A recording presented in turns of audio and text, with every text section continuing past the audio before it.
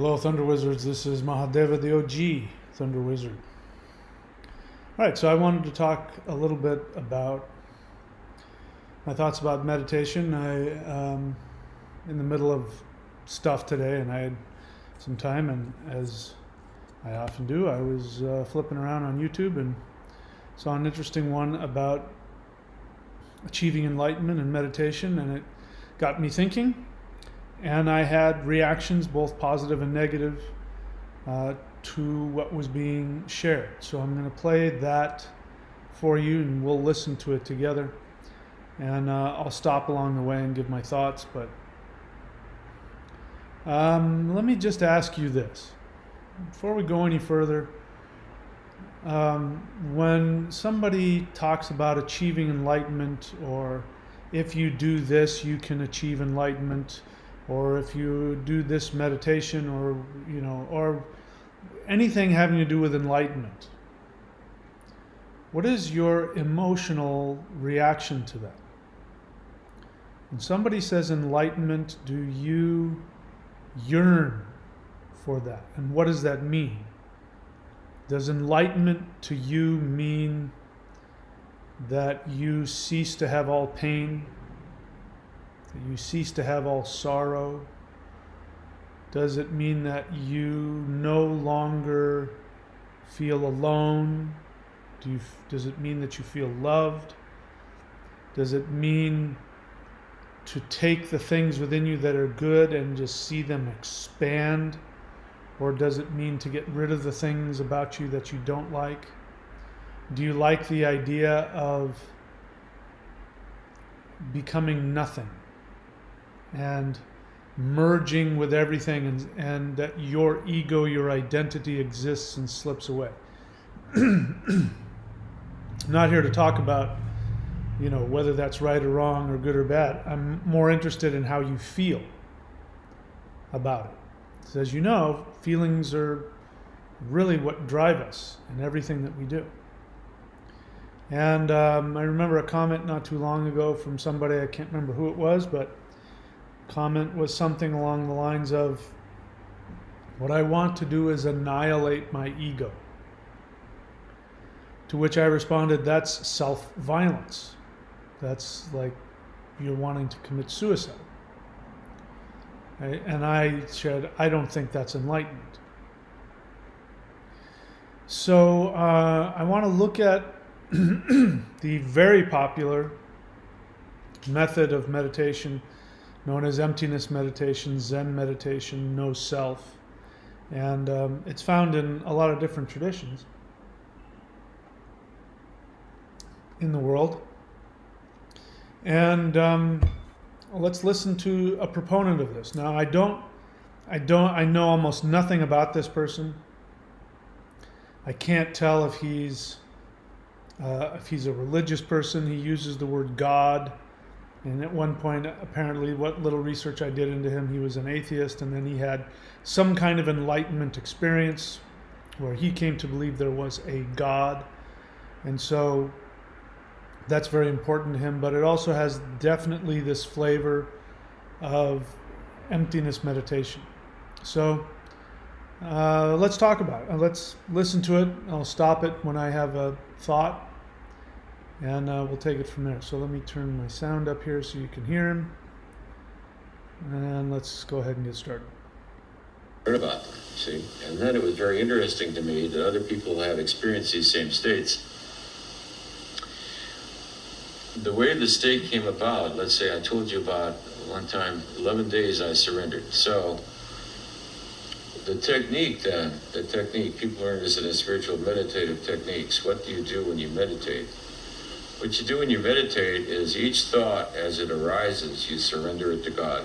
Each thought, each feeling, each sensation, you let go wanting to change anything. Now, if everything is absolutely perfect, as the teachers say, so I'm the teacher at this moment, I tell you everything is perfect. Mm-hmm. Nothing has to change. You don't have to do anything. You are already perfect. Mm-hmm. All right, if that is true, then there is no point to make anything different than what it is. Okay, so let's stop there.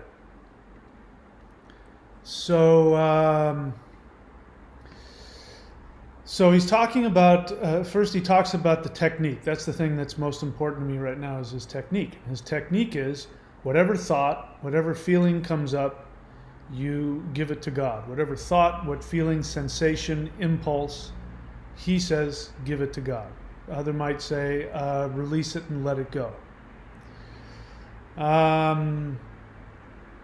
That's actually a pretty powerful technique because, as I say, when it comes to enlightenment, what I say, my definition of enlightenment is when you have the ability to have all of your thoughts, feelings, desires, and impulses, positive and or negative, pleasant or unpleasant, when you're able to have all of them consciously, without judgment, and still be able to take constructive action, that is the definition of enlightenment. So enlightenment for me has nothing to do with how I feel about it. Do I feel free? Do I feel spiritual? Do I feel loving? Do I feel accepted? All of those things. So again, the question I asked in the beginning of this video is, when I say the word enlightenment to you, do you, what emotional response do you have? Do you feel relief? Do you feel yearning? Do you feel hope? Do you feel joy? What is it that you want to accomplish? Because now he's gonna at some point start talking about the self and the ego. And let's just go ahead and listen to that. So I don't have a problem with him so far. There's some caveats about it, but in terms of that technique of just breathing and witnessing every thought, every emotion, every feeling, every impulse, and then giving it to God, meaning not doing anything about it, just allowing it to be there and not identifying. Because when you act purely on impulse, in other words, you're angry and you have to go and, smash somebody in the face, that means that you identify with your anger. So that is you, the feeling of I am angry, you're identifying with. So the idea of being able to be in all of your thoughts and your feelings without identifying, that's a very powerful place. But as I think he'll stimulate me to talk about at some point, is I also think that technique and that understanding is oftentimes misunderstood and manipulated to actually take you out of a state of enlightenment and put you into a less enlightened state. So I won't get into it any more than that, other than I think it can, this is a great technique for people who know what it is and know how to use it. And for other people, I think it can be, can actually hinder their progress. So let's keep going before I go any further on it. So the next move one would make, if one has humility and listens to the teacher, is to say, consequently, my mind doesn't have to do anything. It doesn't have to think anything. So what happens is the mind begins to surrender itself as it unfolds. So let's say you sit down and start to meditate and say, I want to experience the infinite presence. Simple. It's a very simple thing to do. All you have to do is absolutely and fixedly focus like a razor, like a laser beam, on each thought as it arises.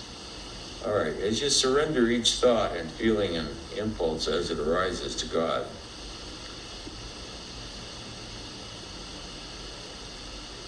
at first you surrender whole stories.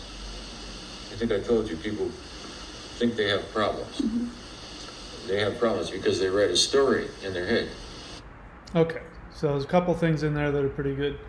So he says, so if you want to experience, he basically says if you want to experience God, I forget what word he used, but he just sort of threw it out there under the rug there. But it's something like he said, if you want to experience God, it's very simple. And then he goes on to describe something that's not simple at all. Maybe it's simple, but it's not easy. Because the first time I watched, he said it's very simple. You just focus your mind like a laser beam on what happened to the simple part? That doesn't sound simple. That sounds like it takes a tremendous amount of concentration and commitment and willpower. I'm not in any disagreement with it. I'm just saying why I don't think that's simple for the average person. That it becomes simple after a lifetime of perhaps internal self-examination.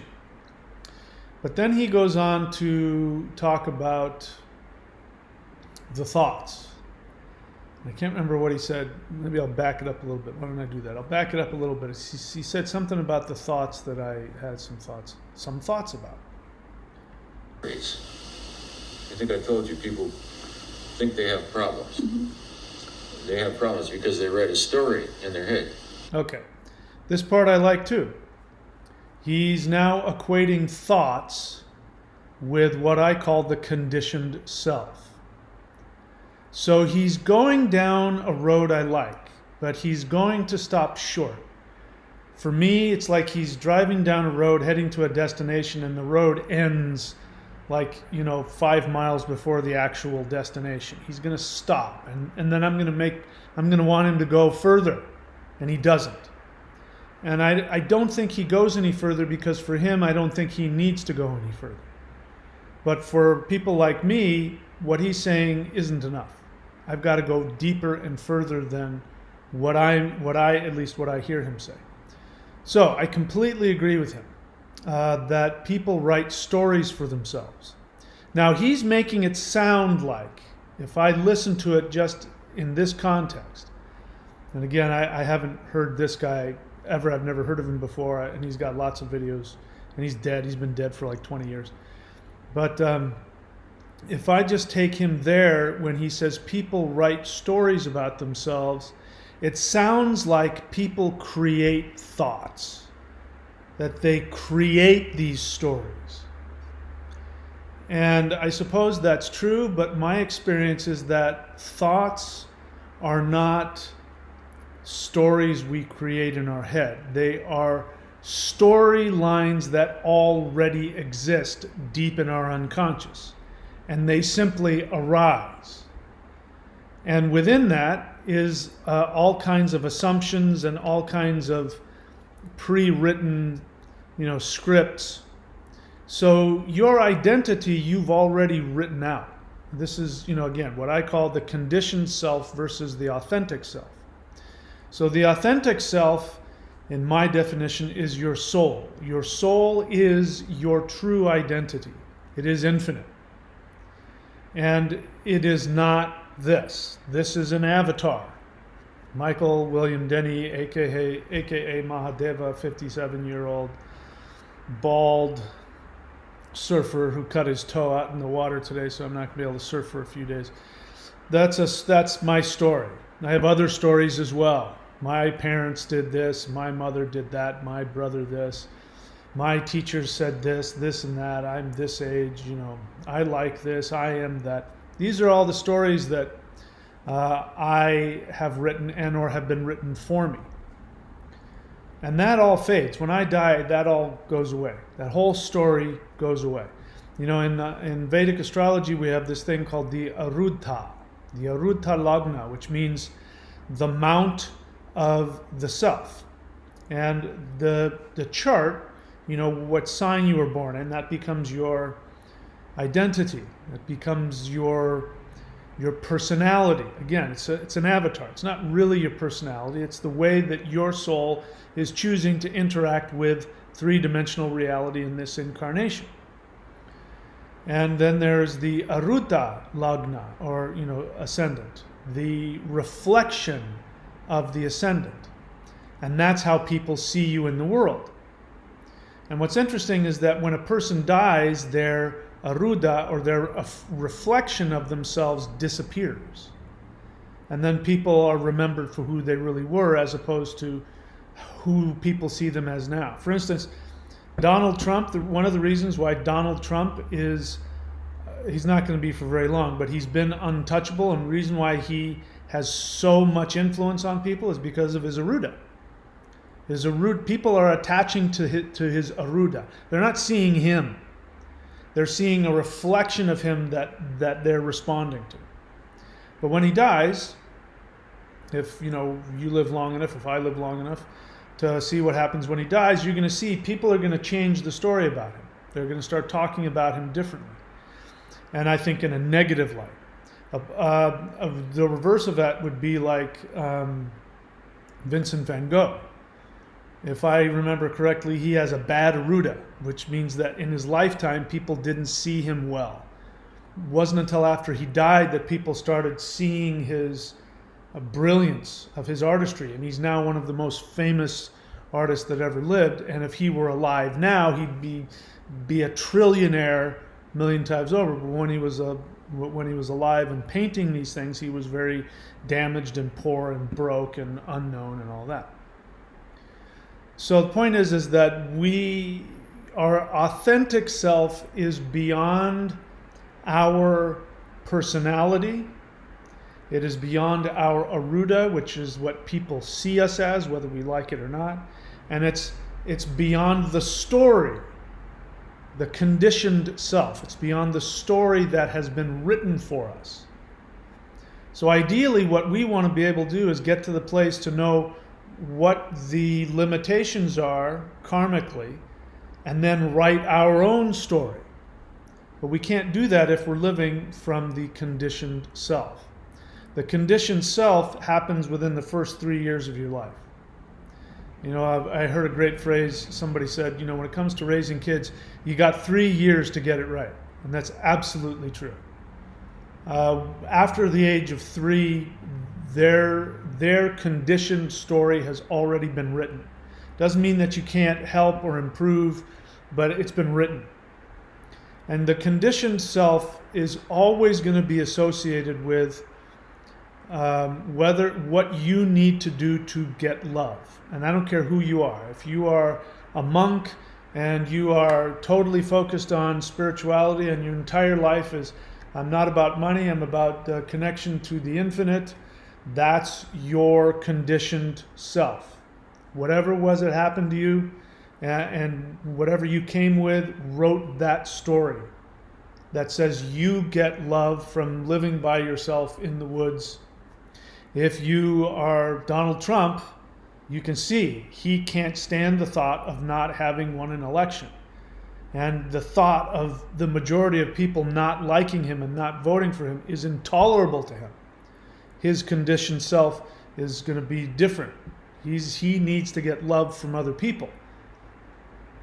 I of course am a human being, and I've got all kinds of other things up and down.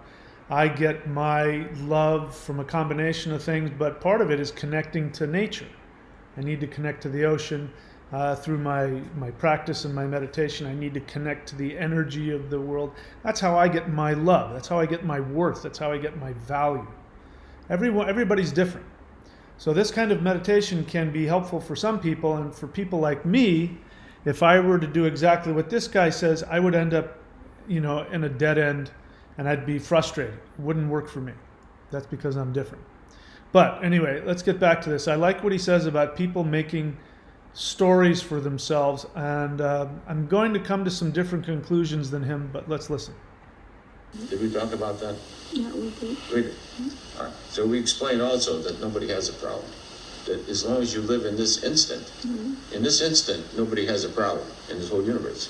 Nobody has a problem this instant.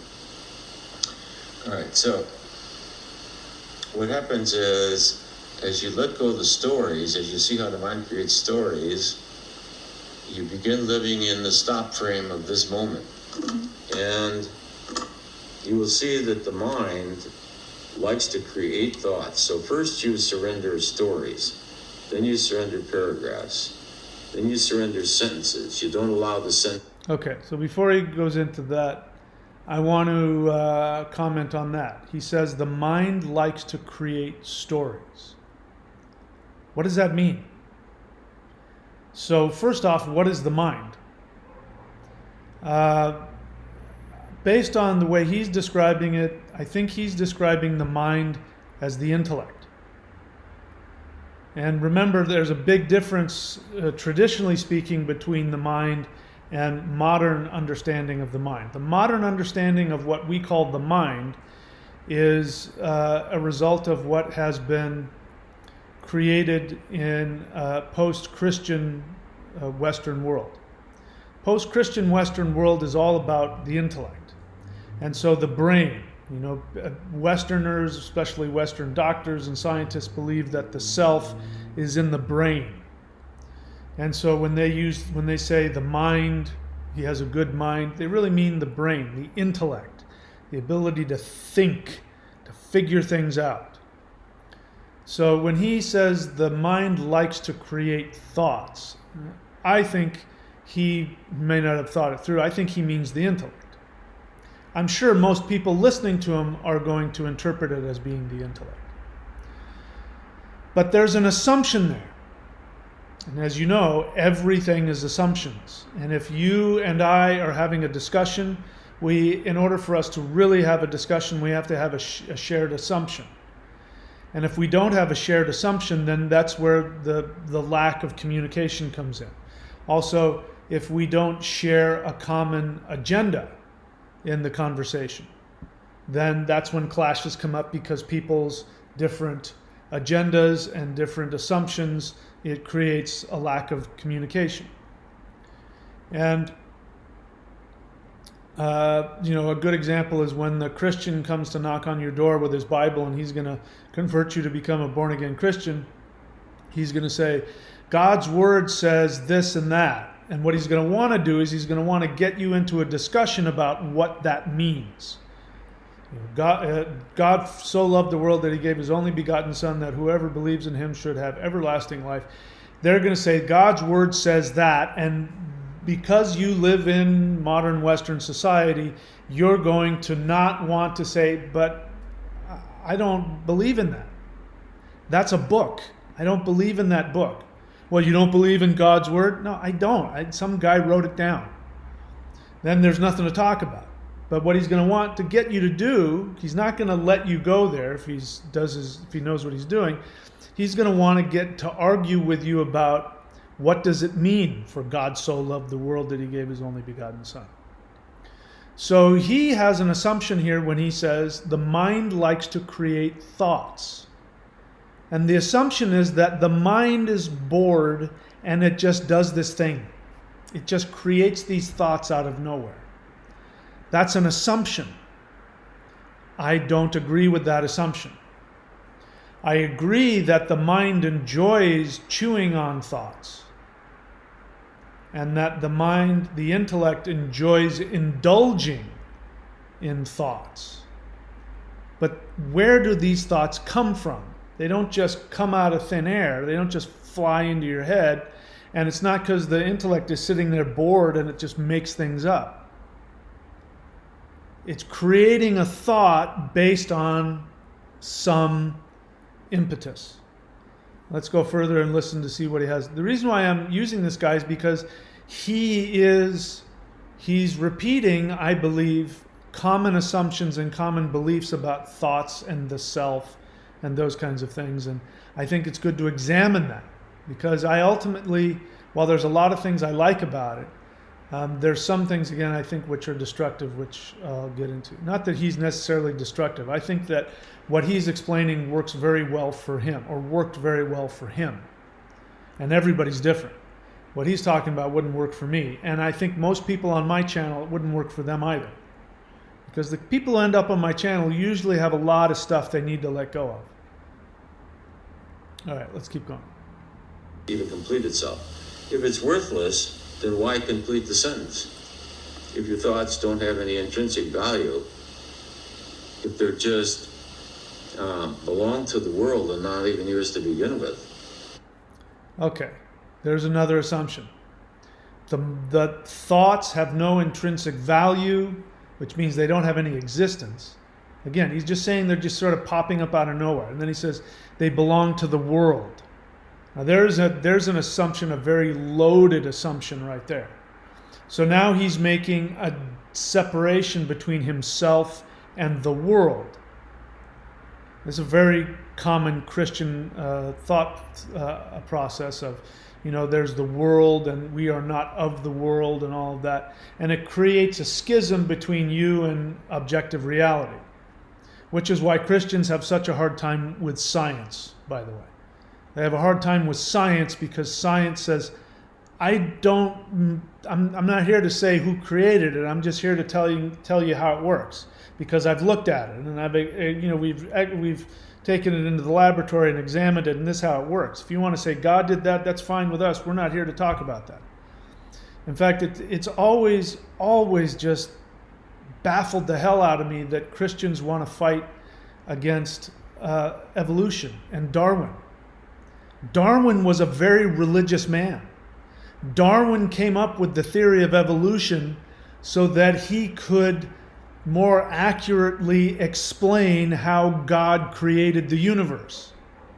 My dad was a physicist and a Christian, and he used his immense knowledge of physics, and he would open up the Bible to Genesis and he would say, the Bible uses 7 days because they didn't have the concept of 7 epochs of billions and trillions of years. And he says, but being an astrophysicist, I can tell you there are 7 epochs. And the Bible, and so he used the Bible to promote science.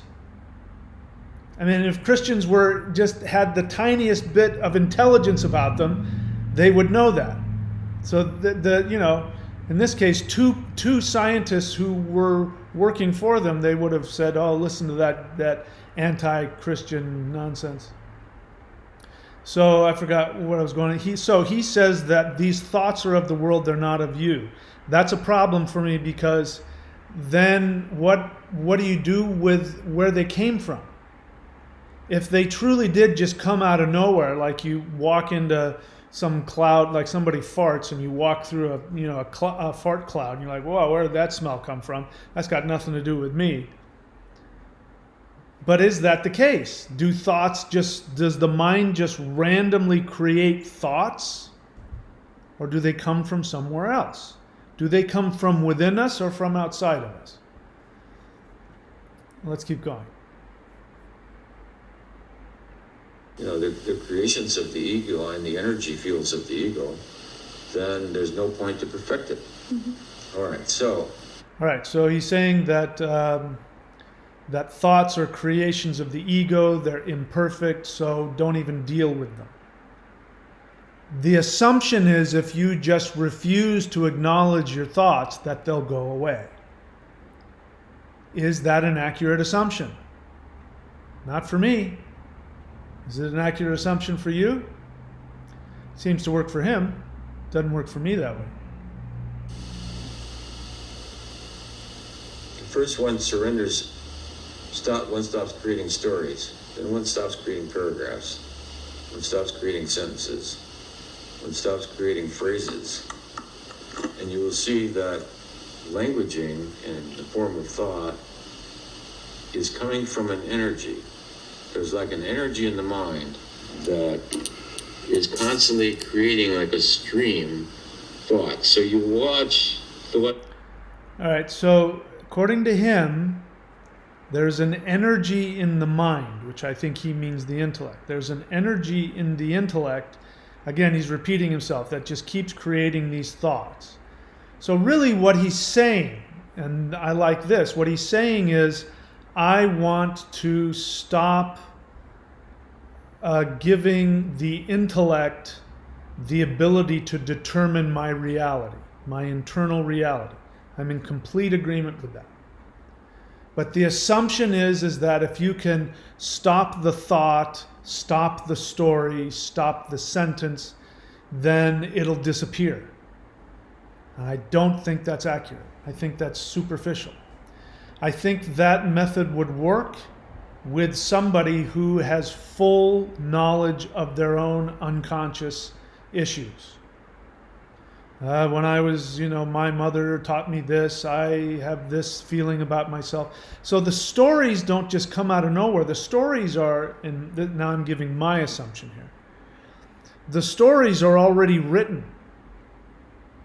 This is your conditioned self. The first 3 years of your life, you wrote most of the stories. You've written a few since then. Like a traumatic event could write a story. A story of every time you go, like today I went out surfing and I wasn't paying attention to where I was, and I was coming in shore and it was rocks and I ended up scraping the hell out of my foot. So I could from that, have a story written that every time, somebody goes surfing, they're going to scrape their foot. And then that would be something I'd have to deal with every time I went to go surfing. So, traumatic events, intense events, relationships, my fiance passed away from cancer, I could write a story that, when every time you really fall in love, something bad will happen.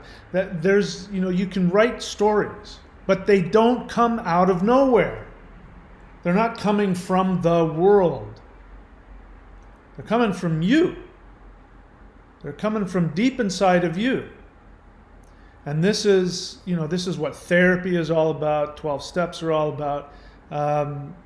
If working with a teacher, even if you find a good Zen teacher, they're going to want to help you get to the root of the story. So what he's suggesting is that if you just simply don't pay attention to your thoughts, then they'll disappear. The assumption is that those stories aren't written. Now, the truth is in your authentic self, in your soul, that is true. In your soul, those stories aren't written. They're written by your human avatar self, your lower self. You have 3 selves. You have your lower self, your upper self, and your middle self. You are this, and this doesn't have those stories. Your lower self, I'm touching my navel, has all those stories. But because you are physical and your identity, me, Michael William Denny, my history is associated with the stories that were written, that I co-wrote, and then I embellished on. Now, the one thing I do like about this is when the story comes up.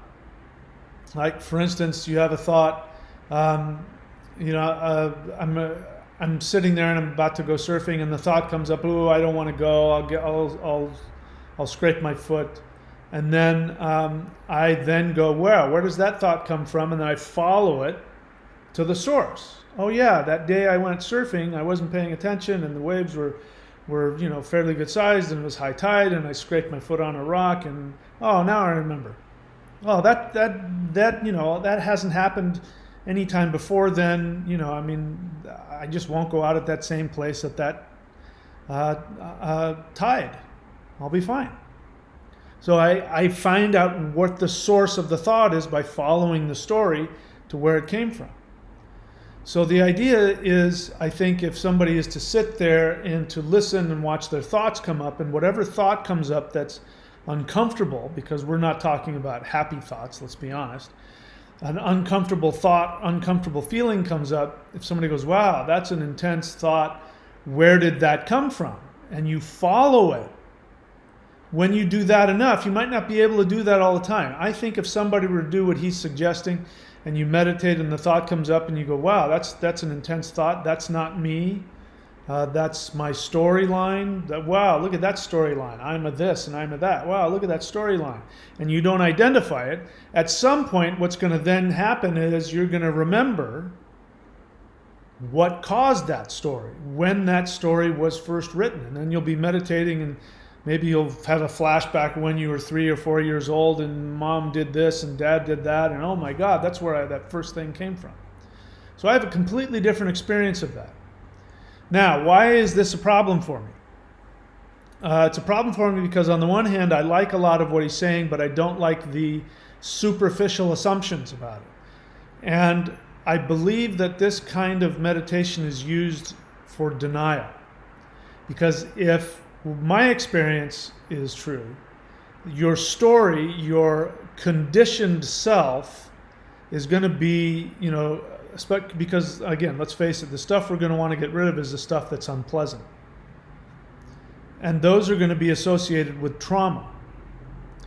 But part of what happens when you have a relationship with mom and dad that is transactional, which is conditional, which means that your parents didn't look at you and say, wow, look at that beautiful little baby. I want to know who this baby is and what makes this baby unique, and I'm going to celebrate the uniqueness of this child, and look into their eyes and mimic back to them and let them know how their individuality makes them this special being.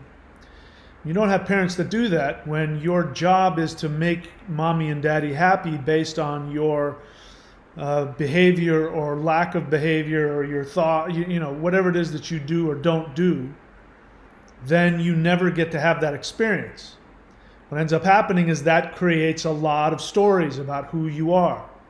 You go into the world, let's say you're a typical codependent, you had an alcoholic father and a codependent mother who guilted you until you have to make sure everybody feels good all the time, and you had a dad, when he'd be drunk, he'd get angry, and you had to make sure that you were out of the room when dad, or you had to make dad happy, or you had to figure out what mom and dad were going to want before something bad happens, and so your job was to always make sure that everybody was feeling okay. That's a story. And that story is not going to go away simply because you're sitting there meditating in Zen posture for an hour, and that some horrible feeling comes up of insecurity or unlovability or fear about the future or something like that. It's going to be associated with that story. In this case, it's going to be associated with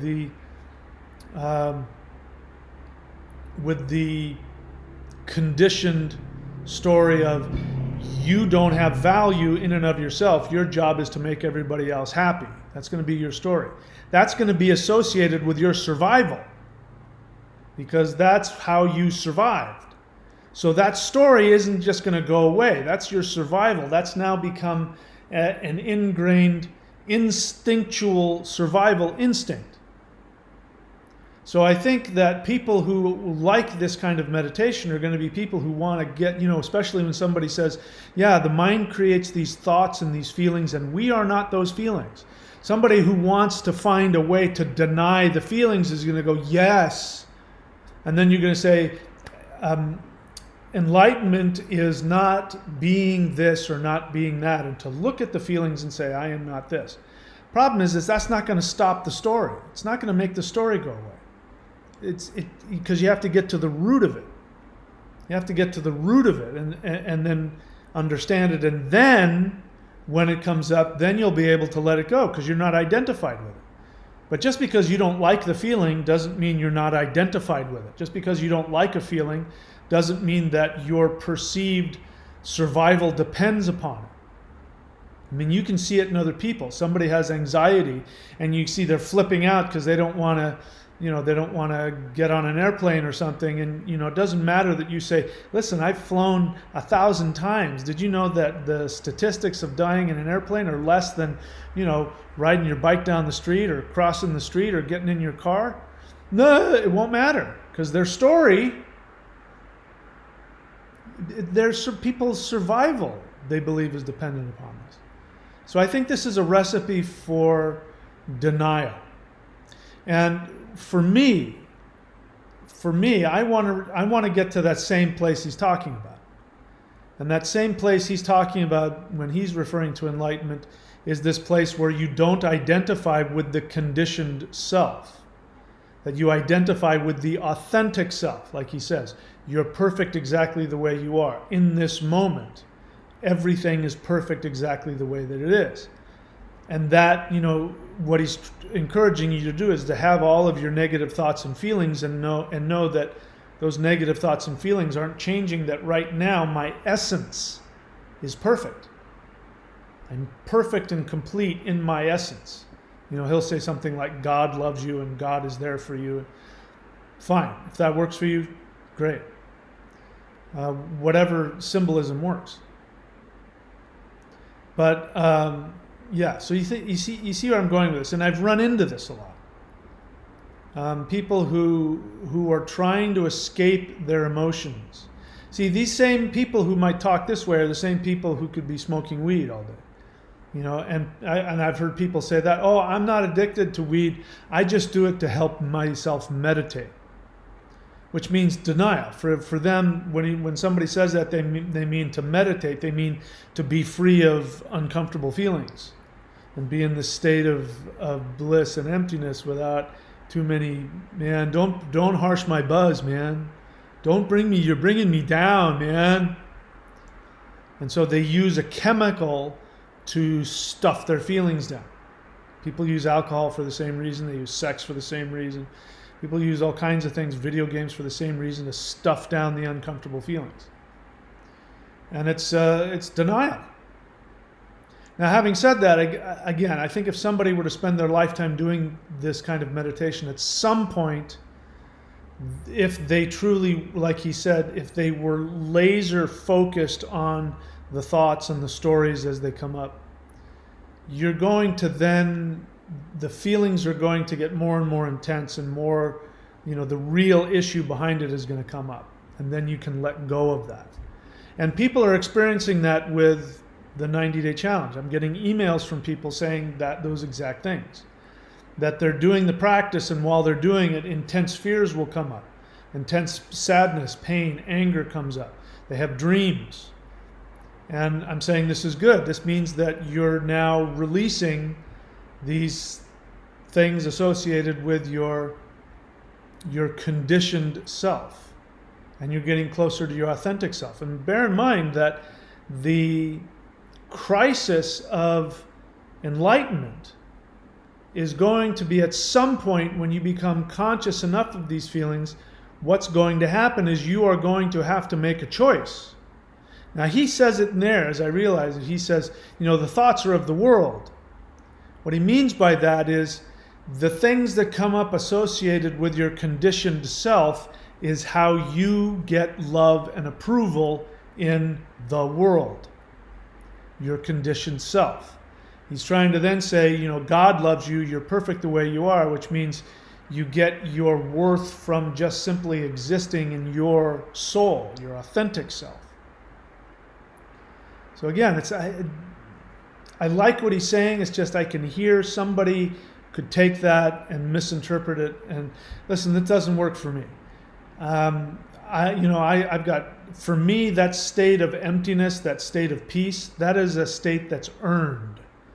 And the way I earn that is through my actions and through the energy work that I do. So I do intense energy work because the energy is what gives me this feeling of safety, of living in the moment and connection to the universe. And then when I do that, all of my garbage comes up. I've said before, if you're not real power, like the kind of stuff that I'm teaching over here, then what's going to happen is that all of the stuff associated with you can call it karmic imprint, your conditioned self, your false self, your ego, you can use all those words. All that stuff is going to come up. It's not going to disappear. It has to come up first, and then you have to acknowledge it.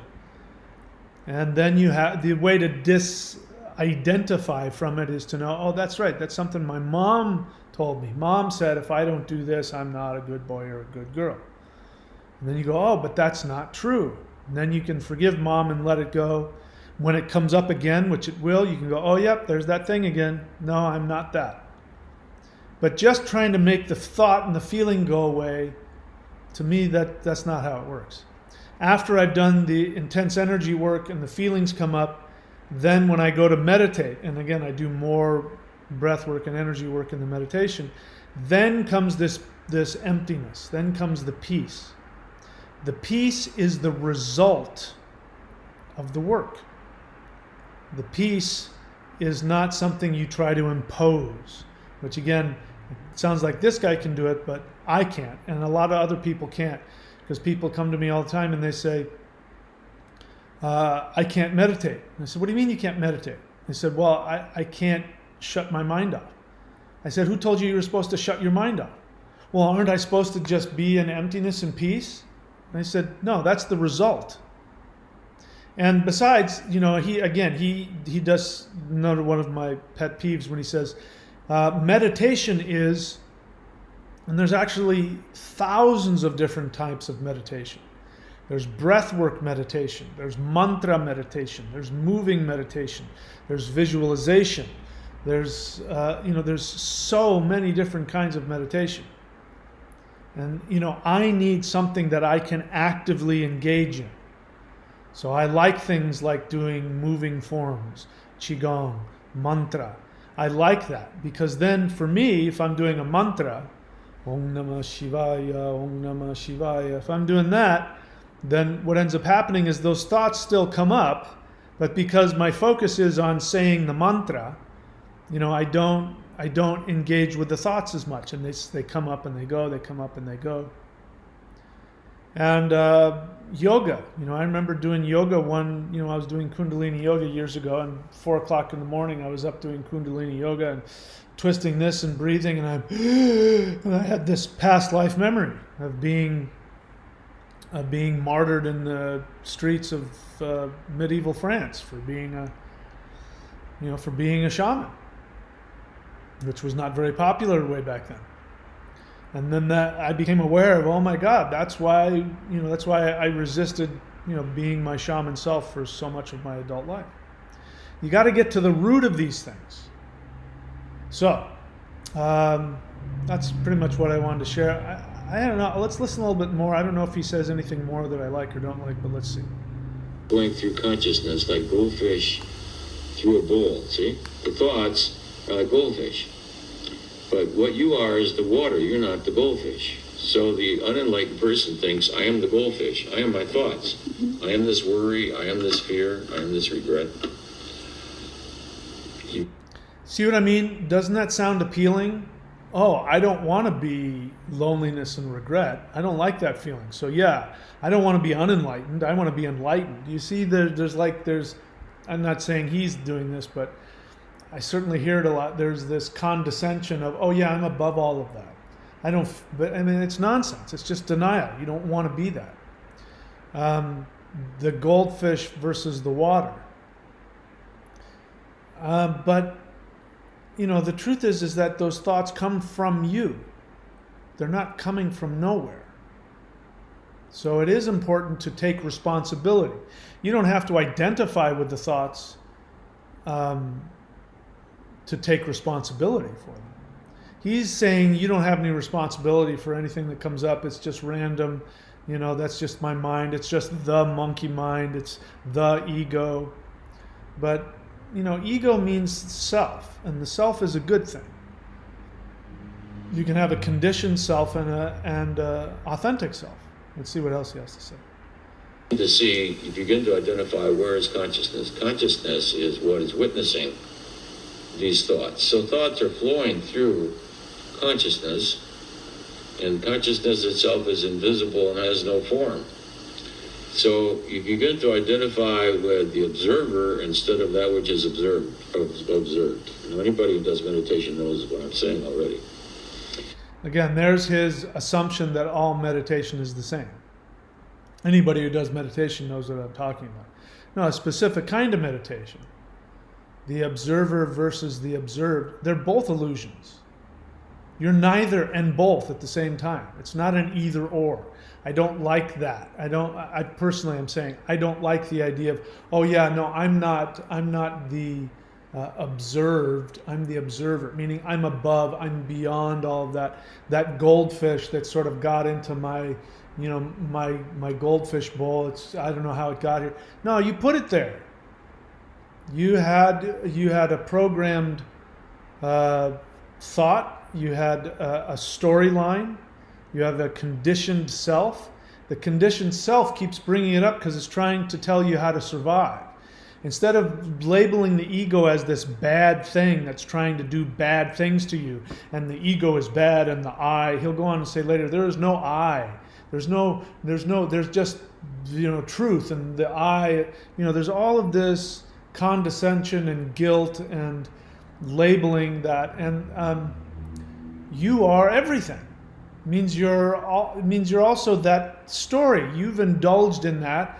You've fed that. You were maybe given it to you, and yourself, your mind, as it were, said, here's what we need to do to survive. So the people who have, ironically, the people who have the biggest ego are the most insecure. And so they have this big ego because they think they need it in order to survive. And if we look at that without judgment, then we allow ourselves to be human and that it's not our fault that we're just trying to survive. It's an ineffective strategy. And it's a tragic strategy because it separates us from the power of our authentic, infinite self.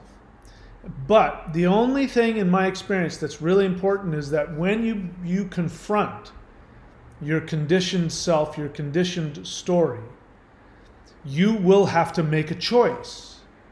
In order to do what he's suggesting, which is let go of the story, you're going to have to make a choice between pleasing your eternal self or pleasing mom and dad, pleasing the world. Now you say, oh, I don't want to please the world. Really? But your whole condition when you, between the ages of 0 and 3, were, I have to make mommy and daddy happy or I'll die. As adults, if your parents treated you well, then the conditioned self got the story that I'm okay within myself, I am connected to everything, I have value. And then an adult is somebody who self-parents. A thought comes up, they accept it, they look at it, and they go, that is or is not a good strategy. That's not helpful for others. I'm not going to control or beat them up or whatever. If you don't have that ability, then you don't know that not beating that guy up is bad for you. You think that's what you have to do, or you have to go and illegally change the vote so that you can stay president, because in your mind, if you don't stay president, nobody loves you, you have no worth, ergo you die. We could sit around and talk about his ego and all that, but he's just a desperate child trying really hard not to die. He thinks if he loses the election, it'll kill him. That's why he's so irrational. That's why you can't say anything to him. That's why facts don't matter to him. He's not able to parent himself. So a healthy, loving person is able to parent themselves because they, if they're lucky, they can keep their thoughts help them. So the other assumption here is that thoughts are all bad. This kind of meditation only works if your thoughts cause you pain. If your thoughts don't cause you pain, and your thoughts are coming from a well-written script about how immense and beautiful you are, and you are one with everybody, and you love everybody, and everybody loves you, then your thoughts are going to be your friend. See what I mean? All right, I'm going to take a look at questions here because that was my masseuse. She's on her way, so I can't stay on for very long. Question, Renee Heal the Eagle question. What if I have reached enlightenment already? I mean, what do you mean, what if? If you've reached enlightenment already, then I think you should go preach to everybody. I don't know, what does that mean to you? Do you really think that's the case? I mean, I don't know. Have you? If I do 5-element breath and the OA exercises, I will turn into a real master then. I mean, I guess it depends on the definition of enlightenment. I mean, I haven't reached that. For me, enlightenment, when I'm able to live in an enlightening way, and I'm certainly better than I was yesterday or the day before. Am I free of all limiting thoughts, self-deprecating thoughts and feelings? Hell no. So, I haven't reached it. If you've reached it, if you're at that state where you're constantly in a state of bliss, you're able to have all of your thoughts and feelings and take constructive action to the complete degree of your potential as an infinite being, then, nobody's more happy for you than I am. Anyway, so is that really a question? Are you asking me? Because that's not really something I can say. I can't say if you're enlightened or not. Yeah, I don't know what else to do with that. But yeah, I'm not trying to talk you out of that. If that's your experience and it's giving you joy to think that way, then please don't let me stop The Andromedan says, I'm new to your channel, I have a question. So, Andromedan, when there's people on here, which right now there aren't because it's the middle of the night everywhere, except where I am, write the word question in all caps so that I see it. The reason I do that is that if there's a lot of people, I scroll through all of the comments that aren't questions. So if you don't do that, I'd miss it. Like I would have missed this if I didn't, if I wasn't looking for it. Say, if I have a question, do you think that star people exist, and how many races of star people exist? So Andromedan, welcome to my channel. So I've just given you one thing that I like you to do. Here's another one. I don't talk about things I don't teach. I don't teach about star people. I don't really know anything about it. So asking me about stuff I don't teach doesn't serve you. And so what I recommend you do is that you watch my channel and take a look at what I do teach. And the more that you ask questions associated with the things that I do teach or what I am talking about, like today I'm talking about meditation. If you ask me a question about meditation, I'm going to be more inclined to answer you. I'm not going to answer your question simply because I don't know anything about it. So there you go. All right. So, all right, that's it. Like I said, I got to go. I've got masseuse on the way over here. And yeah, so the courses.thunderwizard.com. If you want to see all the books that I have and all the services that I have, go check that out. Thunderwizard.com, you can see we have the 90-day challenge. I'm already on phase 2. And you can watch the video that I just put up before this one to find out what it is that we're really doing. I won't take the time to do that now, but I recommend that you go and check that link out. If you want to become part of that, which is all what really this whole thing is about, is I'm teaching you very powerful meditative techniques to get you into the path of being able to create your true life. And meditation is part of that. And that's it. That's all I got. All right, guys. Have a good one. Stay safe. And I'll see you when I see you.